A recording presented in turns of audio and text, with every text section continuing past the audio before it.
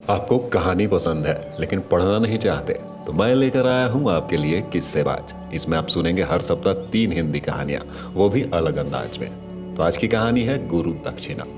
किस्सेबाज आपको मिलेगी यूट्यूब और फेसबुक पर। सबसे पहले आप किस्सेबाज के यूट्यूब को सब्सक्राइब करें और फेसबुक पेज को लाइक, और सुनते रहें अच्छी अच्छी कहानियां। तो चलिए शुरू करते हैं आज की कहानी, गुरु दक्षिणा। एक बार एक शिष्य ने विनम्रतापूर्वक अपने गुरुजी से पूछा, गुरुजी, कुछ लोग कहते हैं कि जीवन एक संघर्ष है, कुछ अन्य कहते हैं कि जीवन एक खेल है, और कुछ जीवन को एक उत्सव की संज्ञा देते हैं। इसमें से कौन सही है?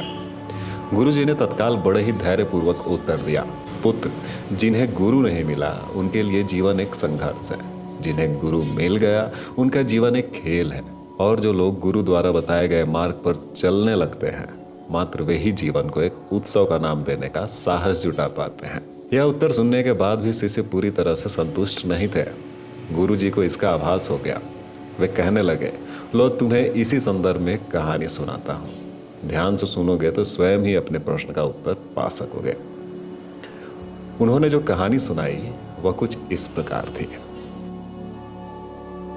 एक बार की बात है कि किसी गुरुकुल में 3 शिष्यों ने अपना अध्ययन पूर्ण करने पर अपने गुरुजी से यह बताने के लिए विनती की कि उन्हें गुरु दक्षिणा में उनसे क्या चाहिए।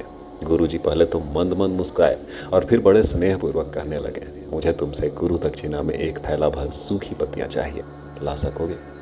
वे तीनों मन ही मन बहुत प्रसन्न हुए, क्योंकि उन्हें लगा कि वे बड़ी आसानी से अपने गुरुजी की इच्छा पूरी कर सकेंगे।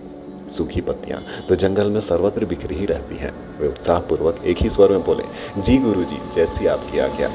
अब वे तीनों शिष्य चलते चलते एक समीपस्थ जंगल में पहुंच चुके थे, लेकिन यह देखकर कि वहां पर तो सूखी पत्तियां केवल एक मुट्ठी भर ही थी, उनके आश्चर्य का ठिकाना न रहा। वे सोच में पड़ गए थे कि आखिर जंगल से कौन सूखी पत्तियां उठा कर ले गया होगा। इतने में ही उन्हें दूर से आता हुआ किसान दिखाई दिया। वे उसके पास पहुंचकर उसे विनम्रतापूर्वक याचना करने लगे कि वह उन्हें केवल एक थैला भर सूखी पत्तियां दे दे। अब उस किसान ने उनसे क्षमा याचना करते हुए उन्हें यह बताया कि वह उनकी मदद नहीं कर सकता, क्योंकि उसने सूखी पत्तियों का ईंधन के रूप में पहले ही उपयोग कर लिया था। अब वे तीनों पास में ही बसे एक गाँव की ओर इस आशा से बढ़ने लगे थे कि हो सकता है वहाँ उस गाँव में उनकी कोई सहायता कर सके। वहाँ पहुंचकर उन्होंने जब एक व्यापारी को देखा तो बड़ी उम्मीद से उनसे एक थैला भर सूखी पत्तियां देने के लिए प्रार्थना करने लगे, लेकिन उन्हें फिर से एक बार निराशा ही हाथ आई, क्योंकि उस व्यापारी ने तो पहले ही कुछ पैसे कमाने के लिए सूखी पत्तियों को दोने बनाकर बेच दिए थे। लेकिन उस व्यापारी ने उदारता दिखाते हुए उन्हें एक बूढ़ी माँ का पता बताया जो सूखी पत्तियां एकत्रित किया करती थी। पर भाग्य ने यहाँ पर भी उनका साथ नहीं दिया, क्योंकि वह बूढ़ी माँ तो उन पत्तियों को अलग अलग करके कई प्रकार की औषधियाँ बनाया करती थी। अब निराश होकर वे तीनों खाली हाथ ही गुरु को लौट गए। गुरुजी ने उन्हें देखते ही स्नेहपूर्वक पूछा, पुत्रों, ले आए गुरु दक्षिणा? तीनों ने सर झुका लिया। गुरुजी के द्वारा दोबारा पूछे जाने पर उनमें से एक शिष्य ने कहा, गुरुदेव, हम आपकी इच्छा पूर्ण नहीं कर पाए। हमने सोचा था सूखी पत्तियां तो जंगल में सर्वत्र बिखरी ही रहती होंगी, लेकिन बड़े ही आश्चर्य की बात है कि लोग उसका भी कितनी तरह से उपयोग करते हैं। गुरुजी फिर पहले की तरह मुस्कुराते हुए प्रेम पूर्वक बोले, निराश क्यों होते हो? प्रसन्न हो जाओ। यह मान लो कि ज्ञान की सूखी पत्तियां भी व्यर्थ नहीं हुआ करती, बल्कि उनकी भी अनेक उपयोग हुआ करते हैं। यही मुझे गुरु दक्षिणा में दे दो। तीनों शिष्य गुरुजी को प्रणाम करके खुशी खुशी अपने घर की ओर चले गए।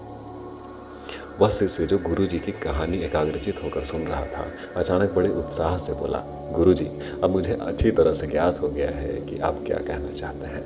आपका संकेत वस्तुतः इसी ओर है ना कि जब सर्वस्त्र सुलभ सूखी पत्तियां भी निरर्थक या बेकार नहीं होती हैं, तो फिर हम कैसे किसी भी वस्तु या व्यक्ति को छोटा और महत्वहीन मानकर उसका तिरस्कार करें।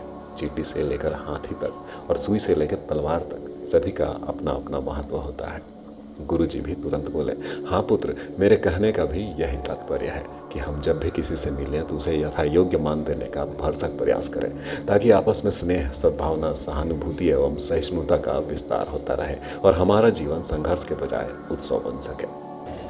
दूसरे क्रम की बात करें तो जीवन को एक खेल ही माना जाए तो बेहतर यही होगा कि हम निर्विच्छेद, स्वस्थ एवं शांत प्रतियोगिता में ही भाग लें और अपने निष्पादन तथा निर्माण को ऊंचाई के शिखर पर ले जाने का अथक प्रयास करें। अब शिष्य पूरी तरह से संतुष्ट था।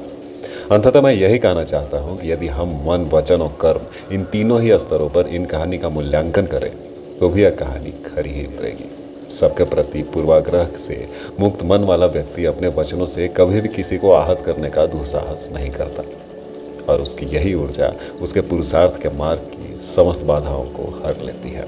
वस्तुतः हमारे जीवन का सबसे बड़ा उत्सव पुरुषार्थ ही होता है, ऐसा विद्वानों का भी मत है। ये कहानी आपको कैसी लगी कमेंट बॉक्स में ज़रूर बताएं, और हाँ, इस कहानी को शेयर करना भी ना भूलें। हंसते रहिए, मुस्कुराते रहिए। मिलते हैं अगले कहानी के साथ, तब तक के लिए नमस्कार।